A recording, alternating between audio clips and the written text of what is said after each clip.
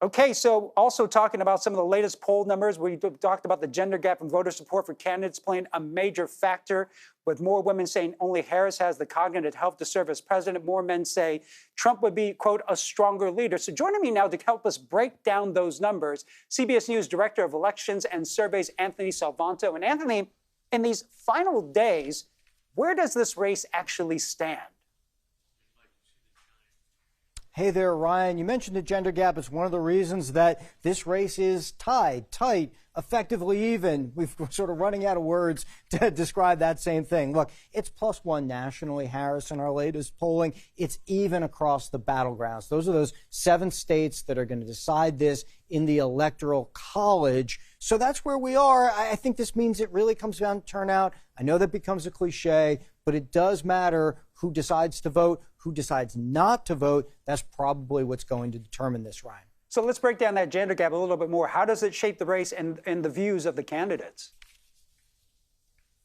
A couple of ways. One way is that it connects very strongly to people's views about these larger forces, even in society. Take a look at this. When we ask people about efforts to promote gender equality in the United States, for those who believe those efforts have been going too far of late, look how overwhelmingly they are voting for Donald Trump. That's a lot of men who say that. But for those who say that gender equality efforts haven't gone far enough, and there's more women who say that, they are overwhelmingly voting for Kamala Harris. That's one of the larger forces behind that gender gap. The other one is the way that the campaigns may be reinforcing this as well. Take a look at this. Women, most of them tell us they think the Trump campaign is paying too little attention to the concerns of women. So that's one of the factors behind there. By the way, if I show you the views of men there, it's rather the opposite. A majority of men saying the Harris campaign isn't paying enough attention to the concerns of men. Brian?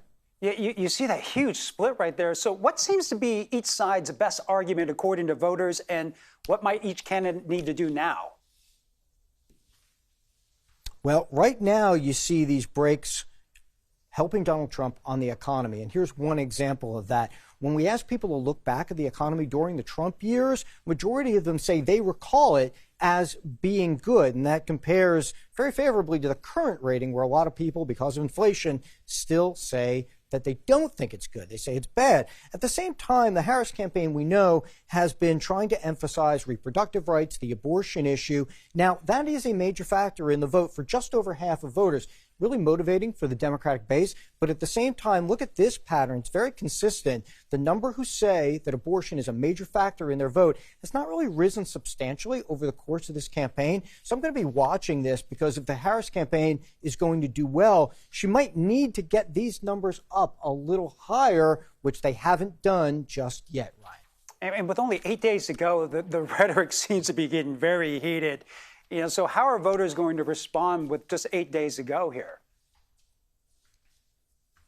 Well, I think a couple of things. One is, look at the way in which people say they want the government to operate. And this speaks to some of the rhetoric where each side has told us they see the other as a threat to democracy. It's part of that heated rhetoric. Well, by and large, voters tell us they would like to see both parties cooperate.